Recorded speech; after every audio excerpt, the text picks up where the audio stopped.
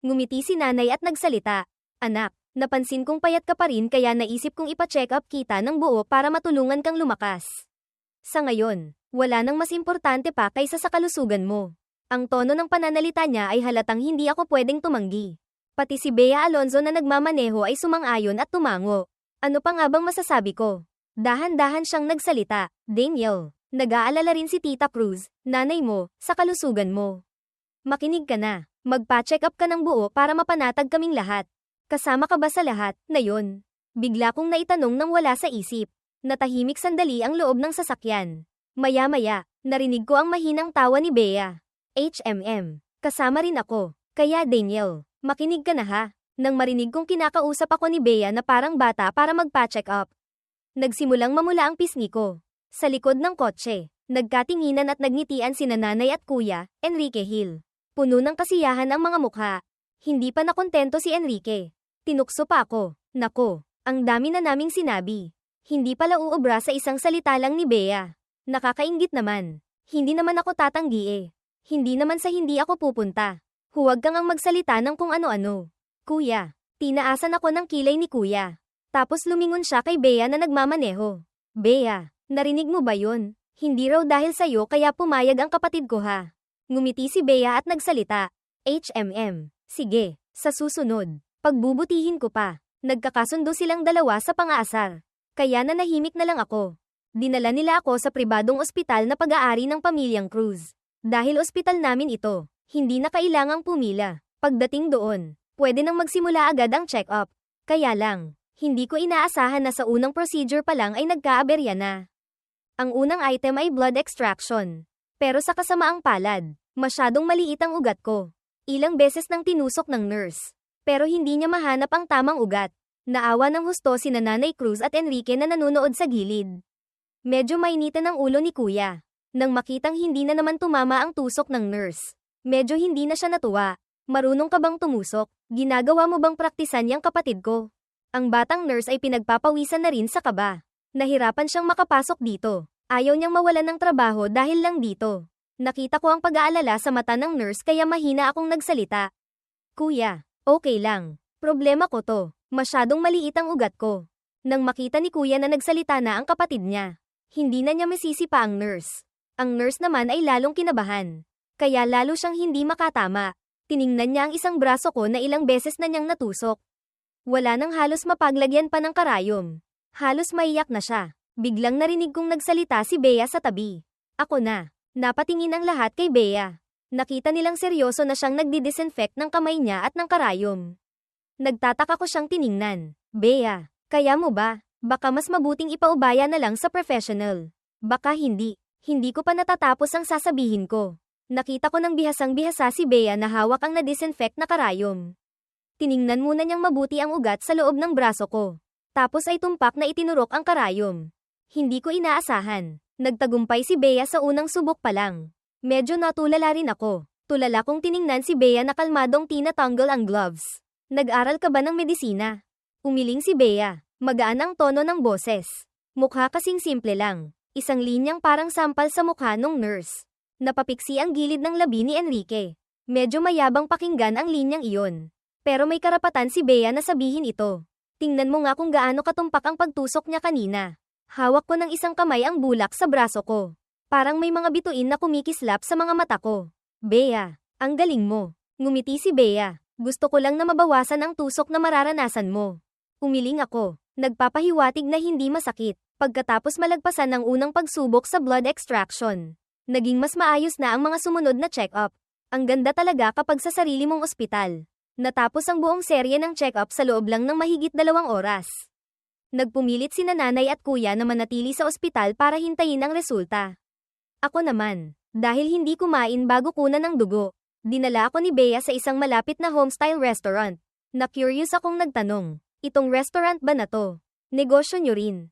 Umiling si Bea, sa pamilya nyo. Sige na nga, pakiramdam ko hindi ko na dapat tinanong pa. Dinala kami ng waiter sa private room na madalas gamitin ni Bea. Kakaupo ko pa lang, hindi pa nakakatingin sa menu. Pero si Bea ay bihasa ng umorder ng ilang putahe. Pagkatapos, nagulat akong ilan sa mga iyon ay paborito ko pala. Umalis ang waiter pagkatapos kumuha ng order. Lumingon ako kay Bea. Paano mo nalaman na gusto ko ang mga pagkaing yun? Si Bea naman ay parang walang nangyari. Kung gusto mong malaman, malalaman mo. Natulala ako sandali, bigla kong naalala si Liza. Isang taon kaming nag-date, alam ko lahat ng gusto niya. Pero si Liza, madalas hindi maalala kung ano ang gusto kong kainin. May ilang beses na dinala ako ni Liza para kumain. Pero puro mga ayaw ko ang in-order niya. Noon, okay lang sa akin. Hinahanapan ko pa ng dahilan si Liza. Iniisip ko na baka hindi lang niya napapansin. Ngayong may Bea na maihahambing. Naramdaman kong masyado pala akong bulag sa pag-ibig noon kay Liza. Mabilis mag-serve ang homestyle restaurant na ito. Hindi pa ako naghihintay ng matagal. Dinala na ng waiter ang mga in-order namin. Habang kumakain, tumunog ang telepono ni Bea. Kinuha niya ito, tiningnan, at kalmadong sinagot, "Bea Alonzo to. Bea, nabalitaan kong nakauwi ka na galing probinsya. Free ka ba mamayang gabi? Labas tayo." Sumulyap si Bea sa akin na kumakain. Nagsalita, "Hindi pwede. Hindi ako free." "Bakit? Anong duwan? Kasama mo fiancé mo no?" Sa sinabi ni Bea, muntik na akong mapasok ng sabaw sa bibig ko. Natahimik din ang kabilang linya. Tapos ay isang matinis na sigaw ng babae ang narinig. "OMG! OMG! Nahanap na ang fiancé. Bea, kasama mo ba siya ngayon? Huwag mo nang itanggi." Narinig ko ang ubo. Kalmadong iniabot ni Bea ang tissue sa akin. Kinuha ko ito at pinunasan ang bibig ko, pero ang atensyon ko ay nasa kay Bea. Nahanap na siya ilang araw na ang nakakaraan. Sa wakas, magkakaasawa na si Bea. Ilabas mo naman ang fiancé mo para makilala namin. Gusto naming makita ang fiancé mo. Dalhin mo siya sa get-together. Hindi nga pwede. Pagkasabi nyon, hindi na hinintay ni Bea na magsalita pa ang kausap. Diretsyong pinatay ang tawag. Iwinagayway ko ang kamay ko. Nahihiyang tumingin kay Bea. Na-choke lang po ako kanina. Oo, alam ko. Nang makita kong sinundan ni Bea ang sinabi ko. Hindi ko na alam ang sasabihin. "Kaibigan mo po ba yun sa telepono kanina?" Kababata. Kababata rin ng ate mo." Inaya ka po niyang lumabas. "Bakit hindi po kayo pumunta?" Tumingala si Bea sa akin. Malambing ang tingin. Sabi ko nga, kailangan kong samahan ang fiancé ko.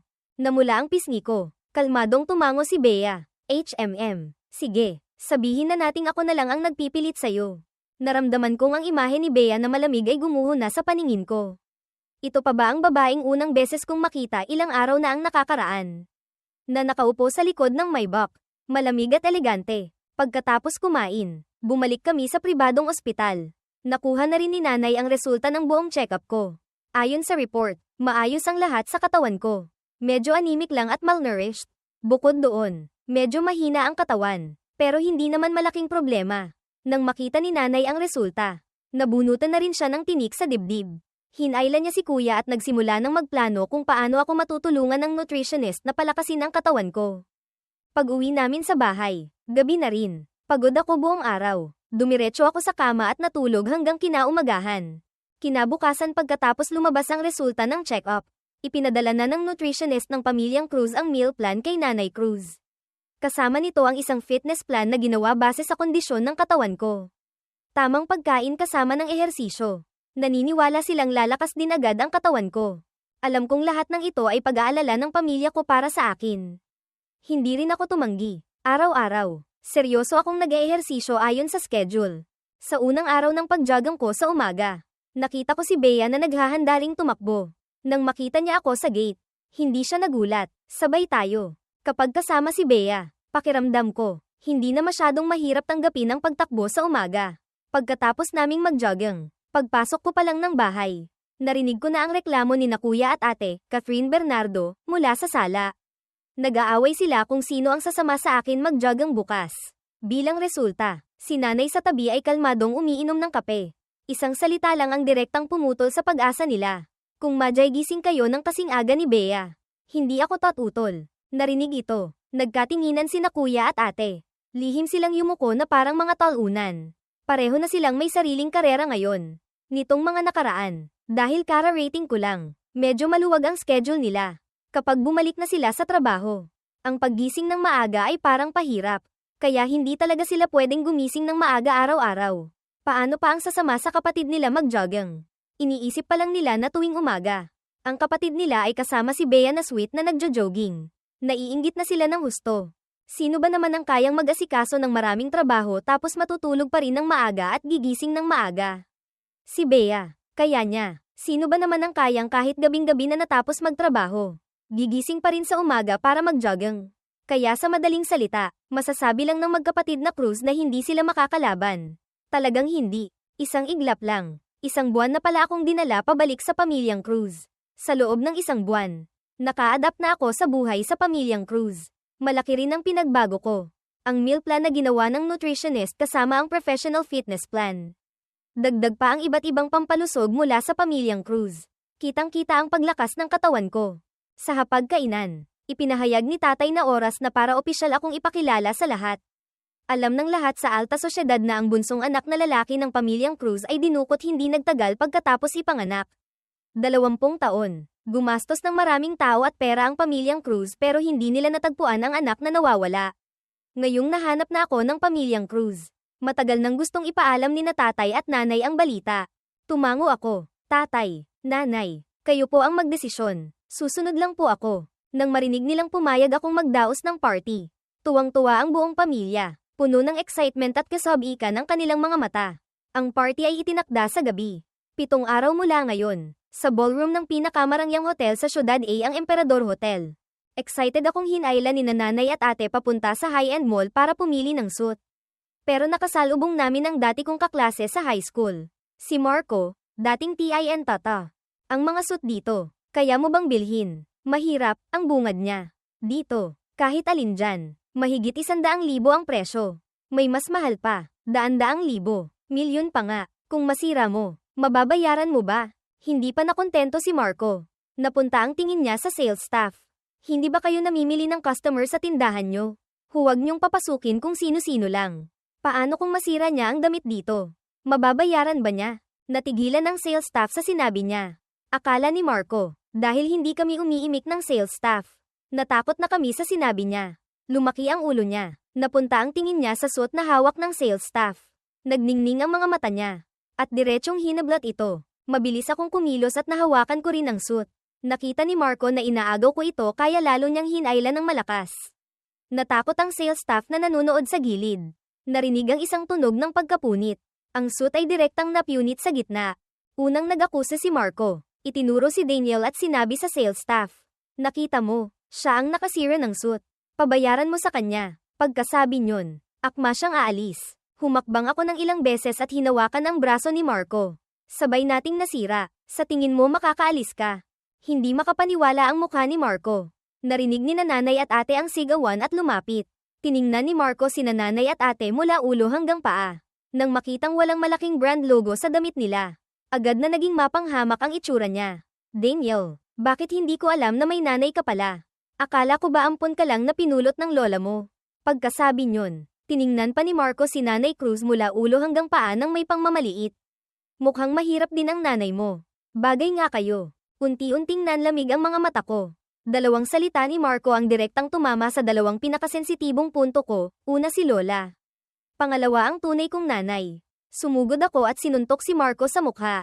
Natamba si Marco. Nang mahimasmasan si Marco, hindi siya makapaniwalang tumingin sa akin. Daniel, naglakas loob kang saktan ako.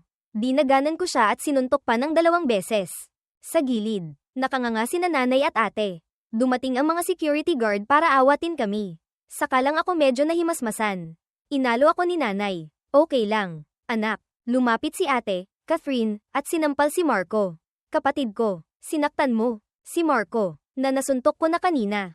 Ngayon ay nasampal pa ni ate. Punong-puno na siya ng galit.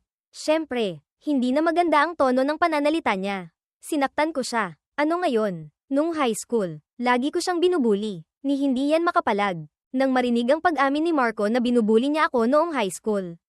Lihim akong nagtirik ng kandila para sa kanya sa isip ko.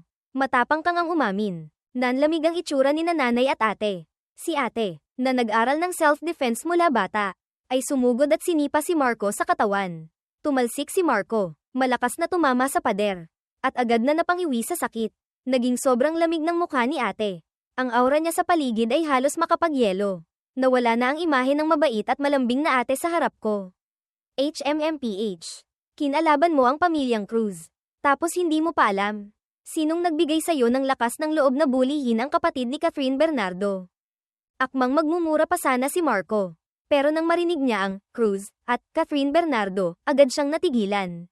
Sa sandaling iyon, ilang bodyguard na nakaitim na suot ang sumugod papasok. Walang emosyong itinuro ni Catherine si Marco sa sahig. Takpan niyo ang bibig niya. Dalhin niyo palayo. Mabilis kumilos ang mga bodyguard. Tinakpan ang bibig ni Marco. Binalewala nila ang pagpupumiglas niya at dinala siya palayo. Huminga ng malalim si ate. Lumingon at bumalik sa pagiging mabait na ate. Nay, bunso, aayusin ko lang to. Pagkasabi niyon, umalis siya. Pagkatapos ng insidente kay Marco, wala na ring ganang mamasyal pa si nanay. Dinala niya ako sa pribadong ospital ng pamilyang Cruz at pinilit akong magpa-check up ulit. Pag-uwi sa bahay, narinig ni na tatay at kuya ang nangyari. Pareho silang nagalit. Sino? Sinong may lakas ng loob na yon? Naglakas loob na bulihin ang anak ng pamilyang Cruz. Sa sandaling iyon, bumalik si ate at iniabot ang isang folder kay tatay. Sumilip din si kuya. Pero habang tinitingnan nila, lalo silang nagagalit. Ang apoy ng galit sa kanilang mga mata ay tila hindi na mapigilan. May bahid ng paghingi ng tawad sa mukha ni ate. Daniel, pasensya na, kapatid. Pinaimbestigahan ko sandali ang tungkol sa high school mo. Hindi pa tapos ang sinabi niya. Pero naintindihan ko na. Ang mga nangyari noong high school ay nakalantad na sa pamilyang Cruz. Ngayon, buong pamilya ni Marco ay hindi na makakatulog ng mahimbing. Sa sandaling ito, iniabot ni ate ang isa pang folder sa akin. Pagkatapos kong tingnan ang laman ng folder na iyon, nagulat ako. Hindi ko inaasahan na ang pamilyang Tien, pamilya ni Marco, ay palihim na gumawa ng napakaraming masasamang bagay. Ang pamilyang Tien, kumpara sa mga prominenteng pamilya tulad ng mga Cruz, ay masasabing medyo may pera lang. Pero hindi ko inaasahan na ang pera ng pamilyang Tien ay nakuha pala sa ganoong paraan. Hindi alam ng pamilyang Tien na dahil kay Marco, nadamay na sila lahat. Gabi, medyo hindi ako makatulog kaya naisip kong pumunta sa study para humanap ng libro na mababasa para pampalipas oras. Biglang may kumatok sa pinto ng study na konektado sa nakasabit na pasilyo. Paglingon ko, nakita ko si Bea na nakatayo sa labas ng pinto. Mabilis kong ibinaba ang libro sa kamay ko. Binuksan ang pinto. At bago pa makapagsalita si Bea, hinayla ko siya papasok sa study ko. Sa labas, ang lamig. Bakit hindi ka nagsuot ng mas makapal? Paano kung magkasipon ka? Tiningnan ako ni Bea. Bahagyang kumerba ang gilid ng labi niya. Nag-aalala ka ba sa akin? Hindi ako nag-aalala sa'yo. Ay hindi, nag-aalala ako sa'yo. Hindi rin. Basta, alam mo na ang ibig kong sabihin. Nakita ni Bea ang natataranta kong pagpapaliwanag. Lalong lumaki ang ngiti sa gilid ng labi niya. Naiintindihan ko. Nag-aalala ka sa kalusugan ko. Nahuli niya ako. Medyo nahiya ako. Bea, akma akong magsasalita nang biglang may sinadyang ubo mula sa pinto ng kwarto ko. Pagkatapos ay narinig ko ang boses ni Enrique. Bunso, tulog ka na ba? Automatiko kong tinakpan ng kabilang kamay ko ang bibig ni Bea. Tapos sumigaw ako papunta sa pinto ng kwarto. Kuya, matutulog na po ako. Napatigil si Enrique sa labas ng pinto. Natahimik sandali bago nagsalita ulit. Sige, magpahinga ka na ng maaga. Babalik na ako sa kwarto ko. Opo kuya, good night. Paglingon ko, nasalubong ko ang nanunuksong tingin ni Bea. Napansin kong nakatakip pa rin pala ang kamay ko sa bibig niya kaya agad kong inalis ito. Pasensya na, takot ka bang mahuli tayo ni kuya mo? Naramdaman kong natataranta ako dahil nahuli niya ako. Iniabot ko ang kamay ko at itinulak si Bea palabas ng study. Isinara ang pinto, at agad na tumakbo pabalik sa kwarto ko. Lihim akong nagdasal na pakalmayan ang sarili ko. Sinusubukang i-hypnotize ang sarili na matulog na. Pero mas gusto kong matulog. Mas lalo akong hindi makatulog. Bumaling ako sa malaking bintanang salamin ng kwarto. Kitang-kita ko ang kwarto ni Bea sa tapat. Madilim na ang kwarto ngayon. Pero ang ilaw sa study sa tabi nito ay bukas pa. Tiningnan ko ang oras sa telepono. 11:00 na ng gabi. Lihim na naman akong bumangon. Bumaba, at pumasok sa kusina. Si Bea ay nag-aasikaso ng mga dokumento ng kumpanya nang biglang may kumatok ng mahina sa pinto sa likod niya. Automatiko siyang lumingon. Tapos agad na tumayo, lumapit sa pinto at binuksan ito. Hawak ko ang isang tray, na may lamang isang mangkok ng noodles. Umaakyat pa ang usok, halatang kaluluto lang. Tiningnan ni Bea ang mangkok ng noodles. Parang may liwanag na kumislap sa ilalim ng mga mata niya. Espesyal mo tong niluto para sa akin. Kahit patanong, ang tono ni Bea ay napakasigurado. Inilapag ko ang mangkok ng noodles sa mesa. Hinayla si Bea para umupo. Mas importante ang trabaho, pero kailangan pa rin kumain. Hindi ko alam kung gusto mo to. Tikman mo. Kung ayaw mo, sabihin mo sa akin kung ano ang gusto mo. Gagawan kita sa susunod. Iniabot ni Bea ang kamay at niyakap ako. Natakot ako kaya hindi ako makagalaw. Huminga ng malalim si Bea. Pinigilan ang bugso ng damdamin. Pero hindi niya binitawan ang kamay ko para makaalis ako. Pasensya na, medyo hindi ko napigilan kanina. Huminto sandali, nagpatuloy si Bea. Daniel, ang saya ko. Napatigil ako sandali, pagkatapos ay naramdaman kong medyo malapit kami ni Bea. Hinayla ko siya palayo ng konti. Kumain ka na, babalik na ako para matulog. Pagkasabi nyon, mabilis kong binuksan ang pinto ng study ni Bea. Tumakbo ako pabalik sa kwarto ko gamit ang pasilyo. Pinanood ako ni Bea na umalis. Hanggang sa tuluyan nang nawala ang anino ko sa paningin niya saka lang niya inalis ang tingin. Tiningnan niya ang late night snack na umuusok pa sa mesa. Tumaas ang gilid ng labi ni Bea. Kinabukasan, habang nag-aalmusal ang pamilyang Cruz, pumasok si Bea dala ang malinis na mangkok at kubyertos. Nagulat akong napatingin sa kanya. Nagdala ka ng walang laman na mangkok para makikain ng almusal. Hindi pinansin ni Bea ang panunokso ko. Napunta ang tingin niya sa akin. Hindi, nandito ako para magpasalamat sa late night snack mo. Nang marinig na nagdala ako ng pagkain kay Bea, ang dalawang babae sa bahay, Nanay Cruz at Catherine, ay nainggit ng husto. Sa kabilang banda, sa airport, si James Reid, masiglang inakbayan si Liza Soberano palabas. Walang ekspresyon si Liza. Automatikong aalisin sana ang kamay ni James. Pero biglang parang may naalala. At pinigilan ang kilos. Nakita ito ni James. May pagmamalaki sa mga mata. Liza, sabi ni na tito at tita, mga magulang ni Liza. Importante daw ang party ng mga Cruz mamaya. Kailangan daw nating seryosohin. HMM. Alam ko. Nakita ni James na naiinip na si Liza. Hindi na rin siya nang ahas pang magsalita pa. Tahimik siyang sumunod kay Liza papasok sa sasakyan na sumusundo sa kanila sa airport papunta sa hotel. Pagkasakay sa kotse, nagkaroon ng pagkakataon si Liza na alisin ang kamay niya. Lumingon siya at tumingin sa di pamilyar na lungsod sa labas ng bintana ng kotse. Gabi, sumama ako kay tatay sa Emperador Hotel. Ang Emperador Hotel ay pag-aari pala ng pamilyang Alonzo, pamilya ni Bea. Naghanda si Bea Alonzo ng isang marangyang pahingahan para sa akin. Hindi nagtagal, may dumating na bodyguard para sabihin na magsisimula na ang party. Isinama ako ni tatay at ni kuya, Enrique Hill, papunta sa banquet hall. Sa daan, bigla akong nakaramdam ng kaunting sama ng tiyan. Gusto kong mag-ker kaya nauna na sina tatay at kuya sa banquet hall. Nagmamadali ako, hindi na ako bumalik sa pahingahan para mag-ker. Dumiretso na lang ako sa CR sa dulo ng hallway. Pagkatapos kong umihi, akma na akong pupunta sa banquet hall. Paglabas ko ng CR, nakasalubong ko ang isang kakilala. Si James Reid, dating TNGCM nin. Nang makita niya akong naroon, halos lumuwa ang mga mata. Daniel, dating G ang THN. Bakit ka nandito? Kumunat ang noo ko nang makilala ko si James Reid, siya yung lalaking nakaupo katabi ni Liza Soberano, dating THMKIUV, sa private room sa bar noon. Naalala ko ang hindi malinis na tingin ni James kay Liza. Siguradong gusto niya si Liza.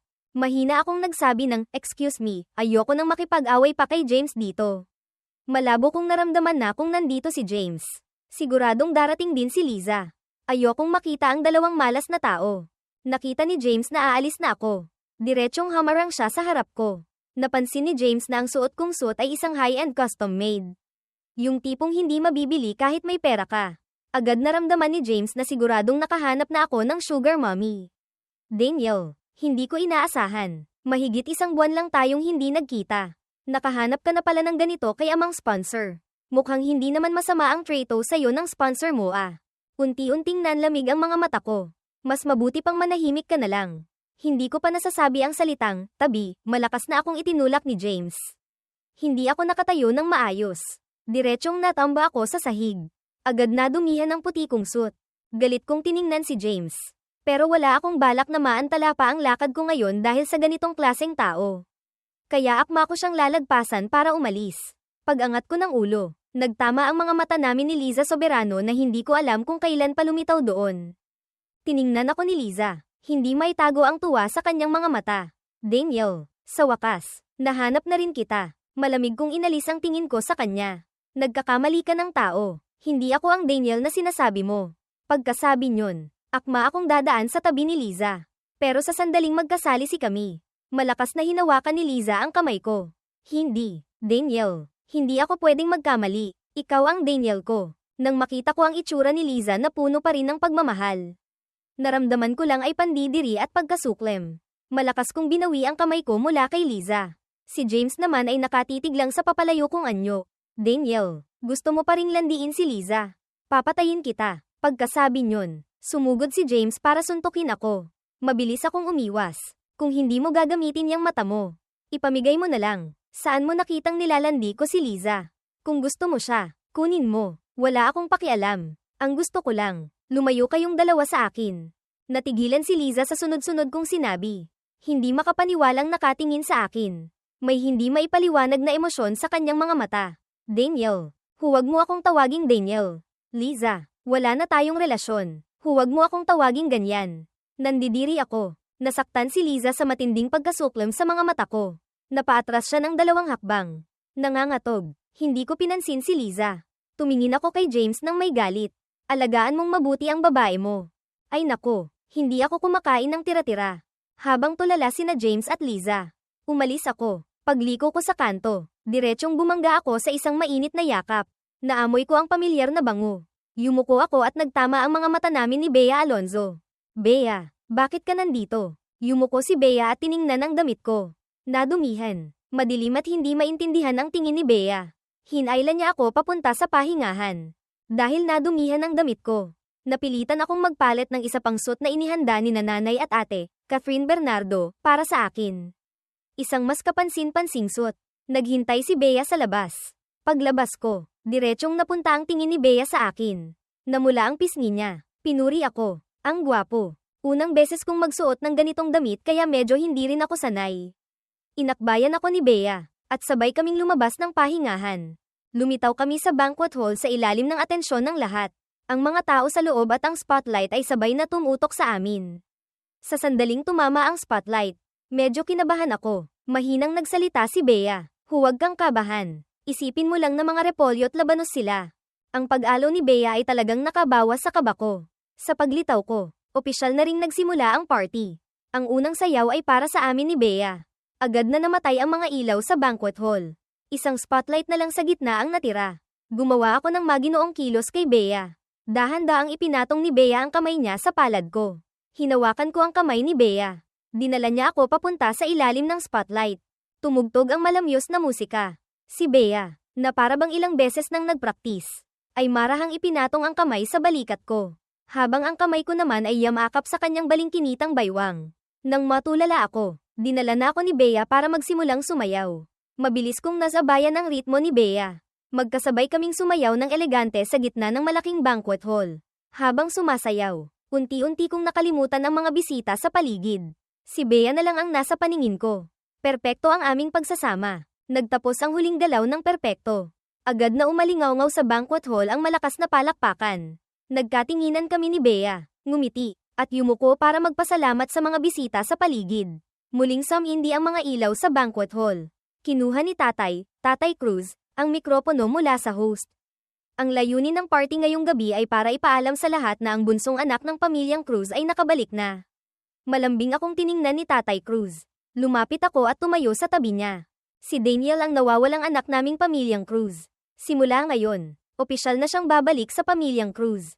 Pagkasabi niyon, nagsimulang pumalakpak ang lahat ng bisitang naroon. Pagkatapos, inikat ako ni Tatay sa buong party para makipagkilala. Biglang lumapit si Bea. Paumanhin po, saglit lang. Tito Cruz, pwede ko po bang hiramin sandali si Daniel? Napunta ang tingin ni Tatay sa akin. Siyempre naman. Mahinang tumango si Bea. Diretsyong hinawakan ang kamay ko. At dinala ako sa dessert area. Nagpapasalamat ko siyang tiningnan. Dahil kanina pa ako gutom. Pinaupo ako ni Bea. Siya ang pumunta para kumuha ng pagkain para sa akin. Biglang may narinig akong boses sa tainga ko na nakakairita. Daniel, anong relasyon yun yan? Lumingon ako. At nakita ko nga si Liza. Ano namang pakialam mo, Liza? Tapos na tayo. Namumula ang mga mata ni Liza. Tinitigan niya ako ng may malalim na tingin na hindi ko maintindihan. Daniel, basta't babalik ka sa akin. Ipapalaglag ko agad ang anak namin ni James. Narinig ko ang sinabi niya. Hindi ko maiwasang mapang-isi ng mapakla. Liza, ang pinakapinagsisisihan ko sa buhay na ito ay ang minahal kita noon. Umalis ka na. Tiningnan ako ni Liza ng may blankong ekspresyon. Puno ng sakit ang mukha. Natakot akong baka makita kami ni Bea pagbalik niya at magkaroon ng hindi pagkakaintindihan kaya akma na akong aalis. Biglang nagsalita si Liza mula sa likod. Daniel, alam mo ba kung sino ang babaeng kasama mo kanina? Siya ang panganay na anak ng pamilyang Alonzo. Isang ampon. Anong karapatan mong pakasalan ang senyorita ng pamilyang Alonzo? Walang ekspresyon ang mukha ko. Siguro hindi narinig ni Liza ang pag-anunsyo ni tatay tungkol sa pagkatao ko kanina. Nakita niyang hindi ako umiimik. Inakala ni Liza na pinakinggan ko ang sinabi niya. Kaya Liza, ano ang gusto mong sabihin? Lalong nagliwanag ang mga mata ni Liza. Daniel, iwanan mo si Bea Alonzo. Bumalik ka na sa akin. Pwede ba? Lumingon ako at tiningnan si Liza ng may kalmadong mukha. Liza, sa tingin mo, ano ako at si James? Daniel, syempre ikaw ang pinakamamahal ko. Liza, huwag mo nang lokohin ang sarili mo.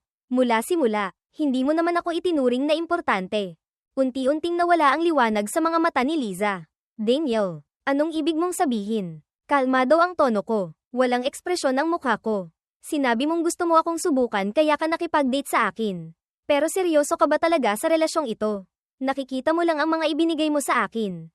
Pakiramdam mo napakawalang puso ko nang makipaghiwalay sa'yo. Nasinayang ko ang tunay mong pagmamahal. Ikaw, kumusta ka naman? Habang nagsasalita ako, lalong namumutla si Liza. Manatili ka na lang kay James. Mahal ka talaga niya, Daniel. Pero mahal pa rin kita. Pero hindi na kita mahal. Liza, pakinggan mong mabuti. Ngayon hindi kita mahal. Sa hinaharap hindi rin kita mamahalin. Lumapit ako ng ilang hakbang kay Liza. Malamig ang tingin. Mula ng paglaruan mo at ubusin ang perang pampagamot kay Lola. Wala nang posibilidad para sa atin. Ang huling kislap ng pag-asa sa ilalim ng mga mata ni Liza ay tuluyan ng namatay. Tumunog ang telepono sa bulsa niya. Tawag ni James.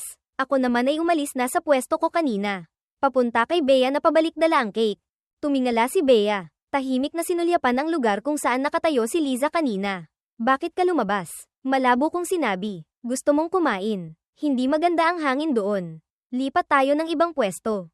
Pwede ba? Sige. Kung gayon, tara na. Humanap kami ng ibang lugar para umupo. Tiningnan ako ni Bea. May malambing na ngiti sa gilid ng labi niya. Nakita mo na siya? Napatigil ang pagkain ko ng cake. Pagkatapos ay pilit akong ngumiti. Hinihintay kitang bumalik. Siya ang kusang lumapit. Ilang salita lang ang sinabi. Nalinaw mo na ba lahat sa kanya? Nalinaw na. Pangako ko. Ito na ang huling beses. Sa susunod, kahit makita ko siya sa daan, ituturing ko siyang estranghero. Mabuti naman kung ganun. Laging ganito si Bea. Hindi masyadong nagtatanong. May tamang pag-uugali. Pakiramdam ko. Napaka-komportable kong kasama siya. Bea. Napakagaling mo. Siguradong maraming lalaki ang may gusto sa'yo. No, nakipag-date ka na ba dati? Nang itanong ko ito, hindi ako makatingin sa mga mata ni Bea. Mas natatakot akong marinig na oo ang sagot niya. Natatakot din akong sabihin niyang may iba siyang gusto. Natahimik ng matagal. Kinakabahan ako na halos hindi makahinga. Pero hindi pa rin nagsasalita si Bea. Hindi ko napigil ang tumingala sa kanya. Pero nakita kong nakatingin si Bea sa akin nang may ngiti sa mukha. Kung papayag ka, hindi ako magdadalawang isip na ibigay ang first love ko. Natataranta akong yumuko. Nagkunwaring kumain ng isang piraso ng cake. Pero pakiramdam ko, mas matamis pa sa cake ang nasa puso ko. Nang malaman kong ako ang unang nagustuhan ni Bea. Ang tuwa sa puso ko ay higit pa sa inaakala ko.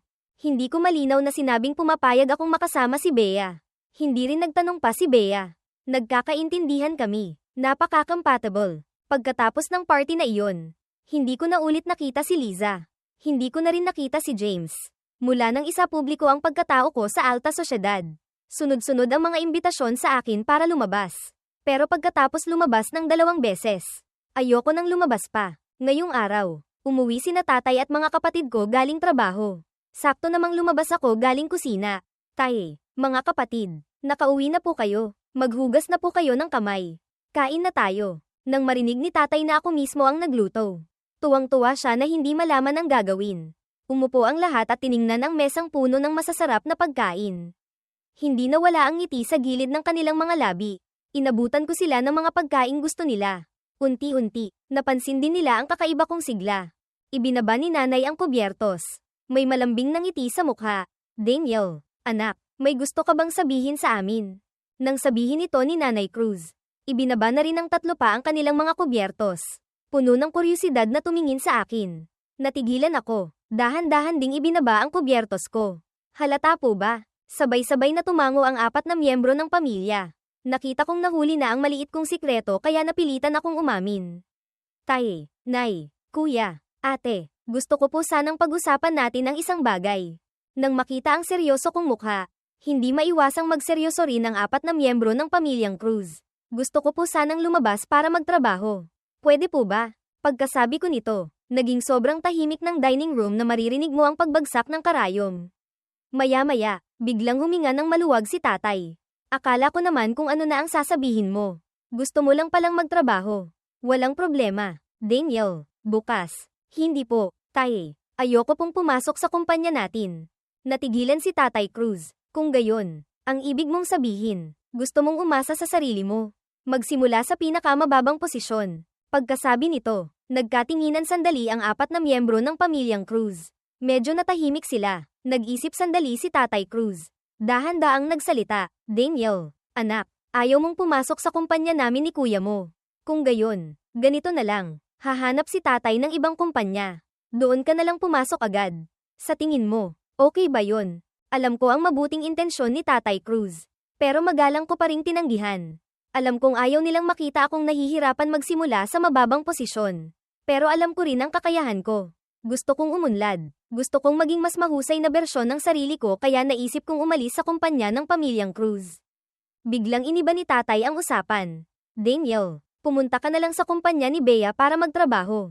Kung gusto mong magsimula sa mababang posisyon, pwede rin. Hindi ko inaasahan na papayag si tatay. Hindi ako papasok sa kumpanya ng pamilyang Cruz. Pero sa kumpanya ni Bea. Hindi ba't parang sa kumpanya rin ng pamilyang Cruz yun? Na para bang nakita ang pag-aalinlangan ko. Nagsalita si nanay, si Bea. Anak, nakita ko siyang lumaki. Napaka-professional niya. Magandang bagay na gusto mong sanayin ang sarili mo. Bagay na bagay din na pumunta ka sa kumpanya niya. Nang makita kong medyo nag-aalangan ako, sumali na rin si ate, Catherine, sa pagkumbinsi. Tuluyan na akong nakumbinsi kaya pumayag na ako. Naghanda na akong pumasok sa kumpanya ni Bea pagkatapos ng bagong taon. Hating gabi, kumatok si Bea sa pinto ng study ko. Paglingon ko, nakita kong si Bea pala. Ngumiti ako at binuksan ang pinto. Pasok ka, bakit hindi ka pa rin nagsusuot ng mas makapal? Tiningnan ko ang manipis na pantulog na suot ni Bea. May bahid ng pagsaway sa boses ko. Bahagyang kumerba ang gilid ng labi ni Bea. Narinig ko na. Sinabi ni ate. Original, Jiang said it. Sinabi ang ano, yung tungkol sa pagpasok ko sa kumpanya mo pagkatapos ng bagong taon. Nahimasmasan ako. Biglang nakaramdam ng kaunting hiya. Hindi mo naman kailangang bigyan ako ng espesyal na atensyon. Susundin ko ang mga patakaran ng kumpanya mo. Tiningnan ako ni Bea. Hindi nagsalita. Maya-maya, saka lang siya nagsabi, hindi kita bibigyan ng espesyal na atensyon. Nang marinig ang pangako ni Bea, nakahinga ako ng maluwag. Kung gayon, pumunta ka rito ng ganito ka-late para lang sabihin yan. Hindi. Pumunta ako para makita ka. Yung mga bagay na yun. Sinabi ko lang. Nag-ulo ang puso ko. Nagkunwari akong walang pakialam sa mukha ko. Ganun ba? Yumuko si Bea at inilapit ang mukha sa harap ko. Hindi mo ba ako gustong makita? Hindi naman sa ganun. Ang ibig kong sabihin, magkalapit lang naman tayo. Kung gusto mong makita ako. Hindi ba't napakadali lang? HMM. Tama si Daniel. Pagkasabi nyon, bigla silang natahimik. Maya-maya, dahan-daang nagsalita si Bea. Malapit na ang katapusan ng taon. Baka medyo maging busy ako. Pagod na si CEO Bea. May kumikislap na liwanag sa mga mata ni Bea. Kung gayon, pwede mo ba akong yakapin? Natigilan akong tumingala kay Bea. Puno ng ngiti ang gilid ng labi niya. Kung mayayakap mo ako, baka hindi na ako makaramdam ng ganitong pagod. Halos kasabay ng pagtatapos ng salita ni Bea. Niyakap ko siya. Pinigilan ko ang sarili ko para maging normal ang boses ko. Ganito ba? Narinig ko lang sa tainga ko ang mahinang tawa ni Bea. Daniel, bakit ang sunod sa nyerin mo? Mahina akong bamulong. Hindi ba't gusto mong yakapin kita?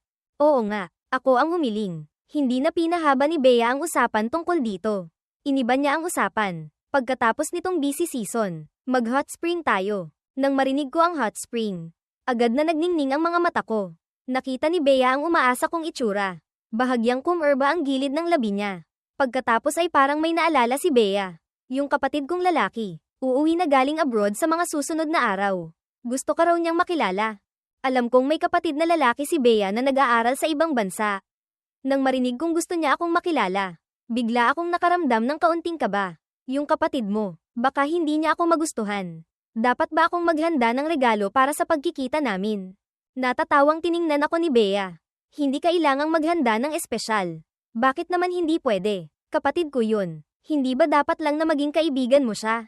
Nang mapagtanto ko kung ano ang nasabi ko, agad akong nanahimik at lihim na sumulyap kay Bea. Tiningnan ako ni Bea ng may kahulugan. Tama ka. Kailangan talagang maging kaibigan agad ang bayaw. Matalino ka talaga, Daniel. Kumurba ang dulo ng mga mata ni Bea. Mukhang masaya siya. Nahiya ako. Nagsimula na akong magpaalis ng tao. Late na. May trabaho ka pa bukas. Umuwi ka na. Matulog ka na. Alam ni Bea kung kailan titigil. Mabilis niya akong hinalikan sa pisngi. Good night, sabi niya at masayang umalis. Kahit sinabi ni Bea na hindi kailangang maghanda ng espesyal na regalo para sa kapatid niya. Lumabas pa rin ako. Dumiretso ako sa isang tindahan ng relo. Isang tingin lang. Nakapili na ako ng relo. Ngumiti ako sa sales staff sa harap ko. Miss, pwede ko bang makita? Opo, sandali lang po. Pagkasabi nyon, nagsuot ng gloves ang staff. Maingat na kinuha ang relo mula sa display case. At inilagay sa display tray sa harap ko. Nakita kong nagsuot ng gloves ang staff kaya naitanong ko na rin. Pwede ko bang hawakan ng direkta para tingnan? Siyempre, isang ibang staff ang biglang nagsalita ng may pang-iinis. Payo ko lang sayo, mas mabuti pang huwag na. Kung hindi mo naman kayang bilhin, huwag mo nang hawakan. Paano kung madumihan mo? Mababayaran mo ba? Sa sandaling ito, isang lalaking puro branded ang suot ang pumasok. Agad na nagningning ang mga mata ng staff na iyon at lumapit para asikasuhin. Sir, ano pong gusto niyong bilhin? Tinanggal ng lalaki ang salamin niya. Tumingin sa paligid. Ilabas niyo ang mga pinakabagong modelo ng relo sa tindahan niyo para makita ko. Bibili ako ng pangregalo. Opo, sandali lang po. Inalis ko ang tingin ko at tumingin sa staff sa harap ko. Kung gayon, hahawakan ko na para tingnan. Huwag kang mag-alala, hindi ko dudumihan. Ngumiti ang staff na iyon. Siyempre po, walang problema. Tingnan niyo lang po ng maigi. Karapatan niyo po yan. Ang staff na nang iinis kanina ay nagkataong dumaan. Inirapan pa ako ng malaki.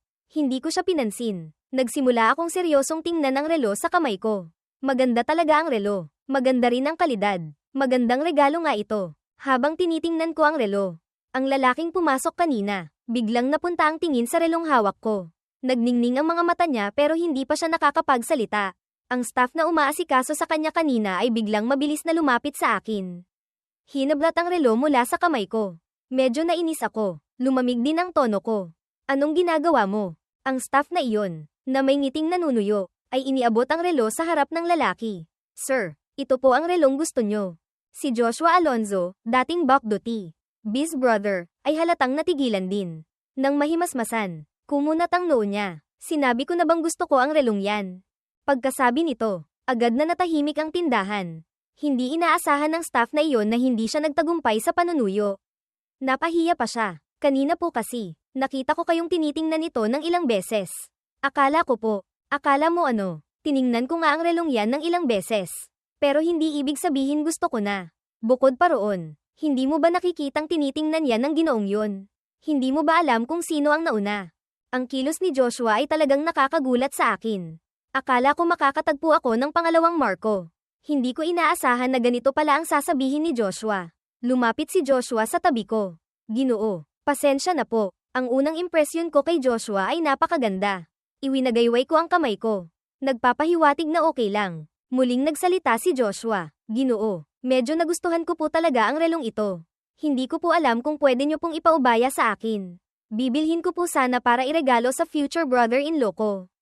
Narinig kong pambili niya pala para sa bayaw niya. Tumango ako. Sige, kung gusto mo, sayo na. Hahanap na lang ako ng iba. Nagpatuloy ako sa pagpili sa counter. Nagbayad si Joshua at umalis dala ang binili. Bago umalis, lumapit siya sa akin para hingin ang contact info ko. Sabi niya naramdaman niyang magaan ang loob niya sa akin. Maganda rin naman ang impresyon ko kay Joshua kaya nagpalitan kami ng contact info. Pagkaalis ni Joshua, naghanap pa ako sandali sa tindahan. Pinili ko ang pinakamahal na relo. Inilabas ko ang black card para magbayad. Nang makita ang gold black card, ang staff na nang maliit sa akin kanina. Halos lumuwa na ang mga mata. Agad siyang nagbago ng ugali. Ngumiti at lumapit para manuyo. Ginoo, tulungan ko na po kayong ibalot. Ngumisi si Daniel habang tinitingnan siya. Ako, isang mahirap. Ayaw kong pagsilbihan mo. Pasensya na. At tanggal ka na sa trabaho. Nang marinig ang unang kalahati ng pangungusap, nanatili pa ring nakapako ang ngiti sa mukha ng staff. Pero nang marinig ang huling kalahati, gumuho ang ngiti niya. Ang nanunuyong itsura ay napalitan ng galit. Sino ka ba sa akala mo? Gusto mo akong tanggalin? Managinip ka. Natuwa ako sa narinig ko. Oh, manager ka ba rito? Agad na naging mayabang ang itsura niya. Hindi ako natatakot sabihin sa'yo. Ang ninang ko ang manager ng mall na ito. Naintindihan ko na. Tumango ako. Nagkunwaring natatakot at tinapak-tapik ang dibdib ko, pero puno ng tuwa ang mga mata ko. Nako, takot na takot ako. Akala ko pa naman may-ari ng mall ang ninang mo. Manager lang pala ng mall. Pagkasabi nyon, kinuha ko ang telepono ko at tumawag. Mabilis lang. Isang babaeng nasa katanghaliang gulang ang pumasok. Sa likod niya ay may isa pang matabang babae na nasa katanghaliang gulang din. Nang makita ng staff ang matabang babae, agad nagbago ang itsura niya. Para siyang paru-parong lumipad mula sa likod ng counter. Diretsong hinawakan ng kamay ng matabang babae. At nagsalita, "Ninang, kailangan niyo po akong tulungan." Sinasabi ng taong ito na gusto niya akong tanggalin.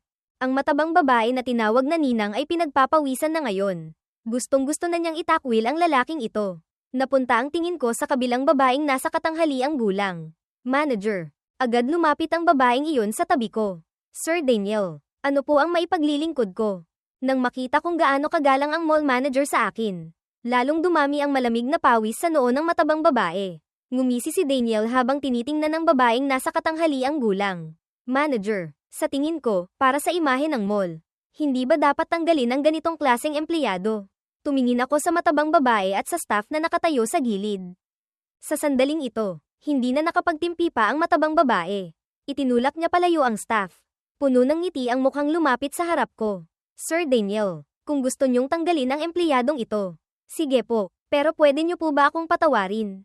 May matatanda po at bata sa bahay namin. Malamig ko siyang sinulyapan. Agad na intindihan ng mall manager ang ibig kong sabihin.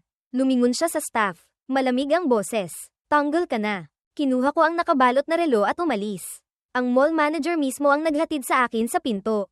Pagkatapos akong makitang lumayo, bumalik siya sa tindahan ng alahas kanina. At ang staff na hindi mapanghusga at masigasig na nagsilbi sa akin ay na-promote bilang store manager. Sumakay ako ng kotse pauwi. Pagpasok ko pa lang ng bahay, sinalubong na ako ng tagapamahala. Sir Daniel, nakauwi na po kayo. Mayroon po bang nangyari? Sinabi ng tagapamahala na nakauwi na si Ma'am Cruz, nanay. At dumating din si Sir Joshua mula sa pamilyang Alonzo. Medyo natigilan si Daniel. Pagkatapos ay nahimasmasan. Joshua siguro ang pangalan ng kapatid ni Bea Alonzo.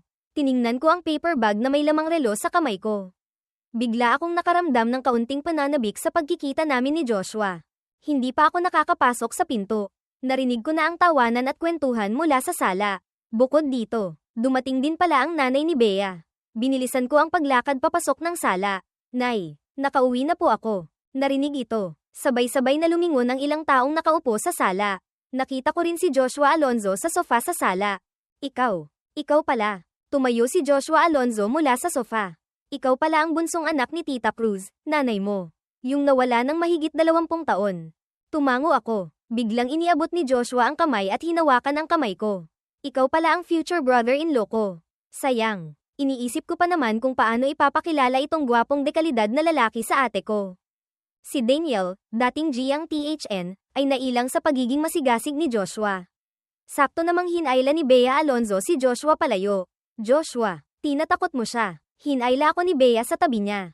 Tumingin si Joshua sa amin. Brother-in-law, tingnan mo, walang kwenta tong ate ko. Medyo nahiya akong natawa sa pagtawag sa akin ni Joshua ng brother-in-law, pero si Bea ay mukhang masaya. Bahagyang nakaangat ang gilid ng labi niya. Kinuha ni Joshua ang relong binili niya kanina at iniabot sa akin. Hindi ko inaasahan. Sa'yo pa rin pala mapupunta ang relong to. Brother-in-law, iniabot ko rin ang red along pinili ko para kay Joshua. Sana magustuhan mo rin. Tinanggap ni Joshua ang kahon at binuksan ito. Sa sandaling makita niya ang relo. Nagningning ang mga mata niya. Brother-in-law, ang ganda ng taste mo. Pakiramdam ko, hindi karapat-dapat ang ate ko sa'yo. Hindi pa tapos magsalita si Joshua ay tinakpan na ni Bea ang bibig niya. Pinandilatan siya ni Bea bilang babala. Nanahimik siya. Joshua, binabalaan kita. Huwag kang magsalita ng kung ano-ano sa brother-in-law mo. Sumulyap si Joshua sa aming dalawa. Ate, takot ka talagang ayawan ka ni brother-in-law no? Ha ha ha. Akma akong magsasalita para magpaliwanag.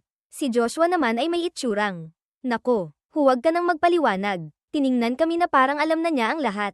Sina Nanay Cruz at Nanay Alonzo, Bizmom, sa gilid ay nakangiting nanunood sa tatlong nagbibiruan. Nagtatawanan sila. Alam ni Nanay Cruz na uuwi si Joshua ngayon kaya nagset na siya ng dinner.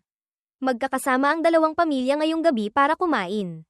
Hindi nagtagal. Kumpleto na ang lahat. Pagpasok pa lang ni Lolo Fo, Grandpa Fo, sa pinto. Hinahanap na agad ang manugang ng apo niya. Nagmamadali akong lumapit para salubungin siya. Kumunat ang noo ni Lolo Fo. Lolo na lang itawag mo.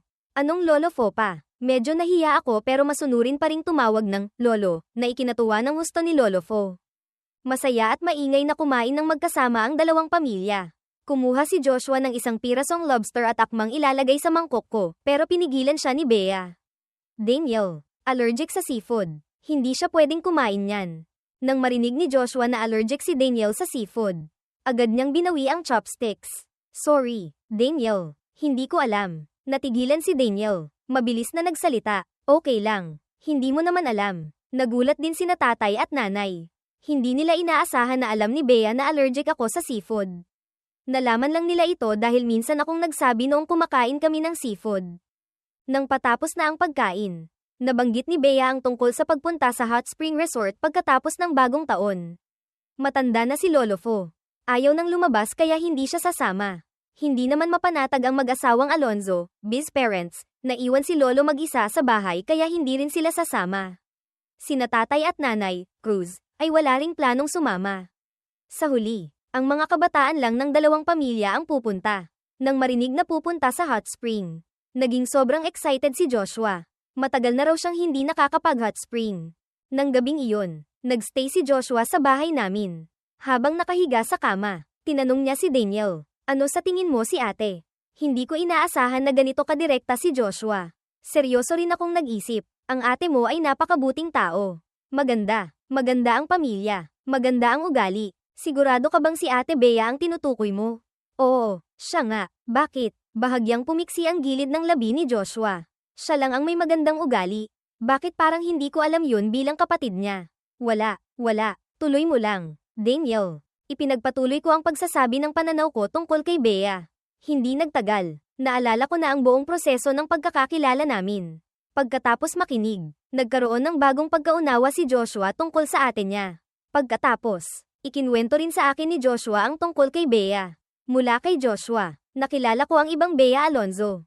Itong Bea na ito ay malamig. Hindi palangiti o palakibo, pero mula bata hanggang paglaki ay napakagaling. Ang kakayahan ay higit pa sa mga kaedad niya.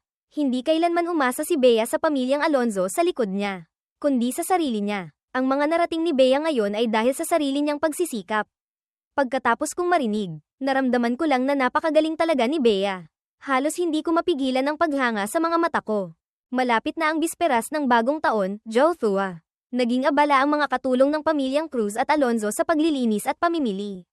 Tiningnan ko ang mga abalang katulong sa paligid. Bigla kong naalala ang bisperas ng bagong taon noong nakaraang taon. Noong nakaraang taon, nagsisiksikan pa kami ni Lola sa maliit naming bahay. Medyo maayos pa ang kalusugan ni Lola noon. Para magkaroon ng magandang bagong taon si Lola, kumuha ako ng ilang trabaho. Araw-araw maaga akong umaalis at gabi na umuuwi. Sobrang pagod. Nalaman ito ni Lola at labis siyang naawa. Si Liza Soberano, dating THMKIUV, naman.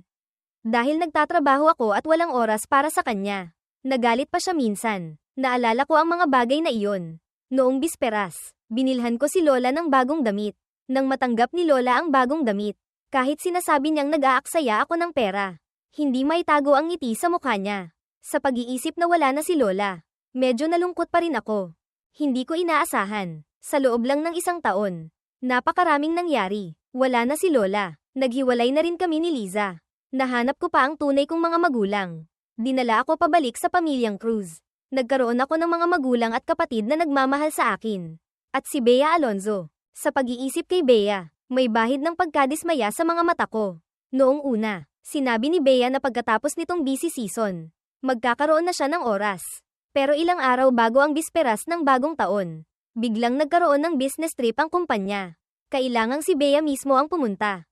Ilang araw siyang mawawala, nakikitang malapit na ang bisperas. Nasa ibang bansa pa rin si Bea.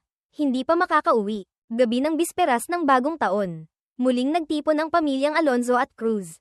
Maliban kay Bea, kumpleto ang lahat mula sa dalawang pamilya. Ang mga masasarap na pagkain ay nakahain sa mahabang mesa. Puno ng ngiti ang mukha ng bawat isa. Pero paminsan-minsan ay napapatingin sila sa bakanteng upuan. Hindi mapigil ang mapabuntong hininga sa loob-loob. Pagkatapos kumain, naupo ang dalawang pamilya sa sala. Nagkukwentuhan at nagtatawanan. Matanda na si Lolo Fo. Maaga nang natulog. Nag-usap ang mga magulang ng dalawang pamilya. Kaming tatlong magkakapatid, Daniel, Enrique Hill, Catherine Bernardo, at si Joshua ay naupo para maglaro ng Dao Di Show, Fight the Landlord card game. Pagkatapos matalo ng mahigit 10 beses, nandaya si Joshua at itinapon ang mga barahan niya. Ayoko na, puro ako talo. Kung nandito lang si ate, siguradong hindi ako magiging ganito kakawawa. Hindi ako marunong maglaro kaya nakaupo lang ako sa gilid at nanunood. Pero unti-unting lumilipad ang isip ko. Nakatulala lang ako sa gilid. Buong gabi, sunod-sunod ang pagkatalo ni Joshua. Unti-unting kami na lang apat ang natira sa sala. Biglang tumunog ang telepono ko. Kinuha ko ito at tiningnan. Nakita kong si Bea ang tumatawag. Tiningnan ko ang tatlong seryosong naglalaro ng Dao Di Show. Kinuha ang telepono at tahimik na lumabas sa hardin. Hello, Daniel. HMM. Ako to. Anong ginagawa mo? Tumingin ako papunta sa sala kung saan pinapanood ko sina Joshua at ang mga kapatid kong naglalaro. Sandaling natahimik ang kabilang linya bago narinig ang malinaw na boses ni Bea. Daniel, miss mo ba ako? Bago pa ako makasagot, naunahan na ako ni Bea. Miss kita. Napabuka ang bibig ko. Kung gayon, kailan ka uuwi? Hindi ko alam kung guni-guni ko lang ba. Pero narinig ko ang mga yabag mula sa kabilang linya. Sa susunod na segundo, umalingaw-ngaw ang malinaw na boses. Daniel, tumingala ka. Automatiko akong tumingala. Nakita ko sa gitna ng hardin ang isang balingkinitang anyo. Nakita niyang nakatingin ako. Kumaway si Bea sa akin. Sa sandaling makita ko si Bea na lumitaw sa harap ko. Narinig ko ang malakas na tibok ng puso ko. Walang pag-aalinlangan akong tumakbo papunta kay Bea at niyakap siya ng mahigpit. Bea, paano ka nakauwi? Mas hinigpitan ni Bea ang yakap niya sa akin. Direktang isinandal ang ulo sa leeg ko. Namiss kita kaya umuwi ako. Nanigas ang katawan ko. Ang mainit niyang hininga ay tumatama sa leeg ko. Hindi ko mapigil ang kilabutan. Tila naramdaman ni Bea ang pagkailang ko, pero hindi lang niya ako binitawan. Mas hinigpitan pa niya ang yakap. Natigilan akong nagsalita. Bea, siguro pagod na pagod ka. HMM, medyo pagod nga, kaya huwag mo akong itulak palayo. Hayaan mo muna akong yamakap sandali. Automatikong lamambat ang puso ko. Iniabot ko ang kamay at marahang tinapak ang likod ni Bea. Hindi kita itutulak palayo. Noong nakaraang araw, tinanong ko si Bea kung makakauwi siya sa bisperas ng bagong taon. Sinabi ni Bea na masyadong busy ang trabaho. Baka hindi siya makauwi. Dahil dito, matagal akong nadismaya. Hindi ba't sabi mo hindi ka makakaabot?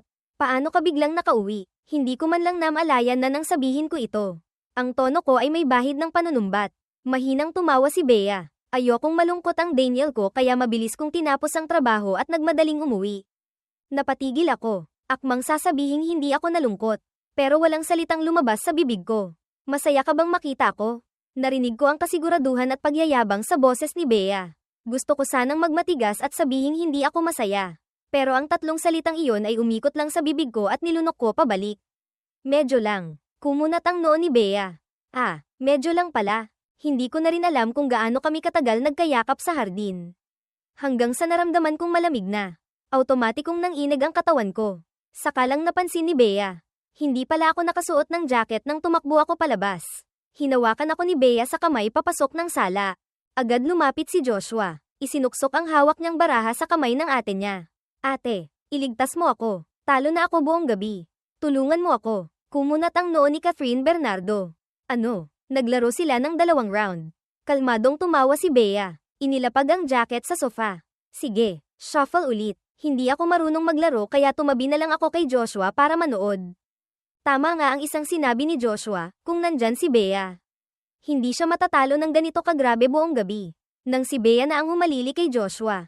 Ang laging natatalo ay naging si Catherine na. Si Enrique ay natalo rin ng marami.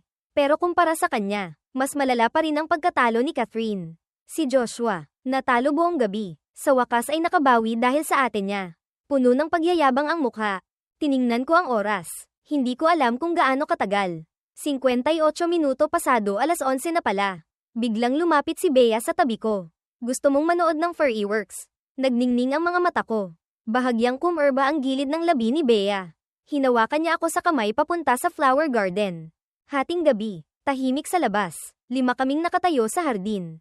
Nang matapos ang huling segundo ng countdown para sa bagong taon, alas 12. Pumutok sa langit ang unang fireworks. Sinundan ng pangalawa, pangatlo, maningning ang mga fireworks. Sunod-sunod na namumulaklak sa kalangitan. Lumingon ako kay Bea. Ako ang nagayos niyan. Gusto mo ba? Gusto ko ang maningning na fireworks. Sa ilalim ng fireworks, sabay kaming nagsalita ni Bea. Bea, Happy New Year. Daniel, Happy New Year. Nagkatinginan kami at ngumiti. Naramdaman kong mas humigpit ng kaunti ang pagkakahawak ng kamay niya sa kamay ko. Nag-alinlangan ako ng ilang segundo. Hinigpitan ko rin ng bahagya ang hawak ko. Sa huli, nagkahawak ang aming mga daliri. Pagkatapos manood ng fireworks, tapos na ang bagong taon. Bawat isa ay bumalik na sa kanya-kanyang kwarto para matulog. Tanghali kinabukasan, wala sina Bea at Joshua sa sala ng mga cruise. Bigla akong nakaramdam ng kaunting paninibago. Pagbaba ko ng hagdan, si Kuya, Enrique, lang ang nakita ko. Wala rin si ate. Kuya, nasaan si ate? Daniel, gising ka na pala. Si ate mo, pumunta sa bahay ng mga Alonzo sa kabila. Anong ginagawa niya doon? Hindi pa nakakapagpaliwanag si Enrique. Biglang may narinig na ingay mula sa pinto. Kasunod ang mga yabag na palapit ng palapit. Narinig ang boses ni Catherine. Hoy, UY Anton, original, Laya. Mamaya kapag nakita mo ang kapatid ko. Tigilan mo yang kaingayan mo ha. Huwag mo siyang takutin. Sumagot ang isang hindi pamilyar na boses. Oo na. Magpipigil na ako. Okay na. Sa wakas, makikita ko na rin si brother-in-law. Si Ate Bea dati. Tago ng tago. Ayaw kaming ipakilala. Ang damot. Naguguluhan akong tumingin sa pinto. Nakita ko ang isang grupo ng tao na pumasok mula sa labas. 3 sa kanila ay hindi ko kilala. Habang tinitingnan ko sila, tinitingnan din nila ako mula ulo hanggang paa. Isang mukhang cute at halatang friendly ang nagsalita. Ito ba si brother-in-law? Hello, ako si Truong UY Anton. Best friend ni Ate Bea. Napatigil ako sandali. Hello, ako si Daniel. Sa tabi ni Truong UY Anton ay nakatayo ang isang babaeng mukhang edukada. Hello, brother-in-law. Ako si Kai Tutan. Best friend din ni Ate Bea. Hello. Ang natitirang hindi pamilyar na mukha ay medyo malamig tingnan. Hello, Bayaw, MR. Ako si Tuyet. Hello. Nakangiting nagsalita si Truong UY Anton. Dati pa, narinig naming nahanap na ang kapatid ni Ate Catherine. Matagal na naming gustong makita. Kaso, ayaw pumayag ni na Ate Bea at Ate Catherine. Ngayon, sa wakas, nagkaroon din ng pagkakataon. Pinandilatan ni Catherine si Truong UY Anton. Ngumiti ako. Feel at home lang po kayo. Tinapak ni Truong UY Anton ang noo niya. Kumuha mula sa bag ng isang maliit na supot na tela. Brother-in-law, muntik ko nang makalimutan to. Pang meet and greet, nagpasalamat ako. Tinanggap ang supot at binuksan ito. Halos kalahating supot ng kumikinang na diamante. Ang diamante ay mahal kung ibebenta sa labas.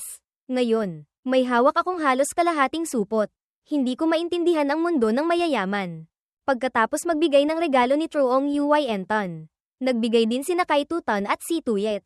Si Truong UY Anton, na nagbigay ng kalahating supot ng diamante, ay parang walang pakialam. Brother-in-law, kung gusto mo, marami pa ako niyan. Hindi na po kailangan. Sobra-sobra na po itong mga diamante.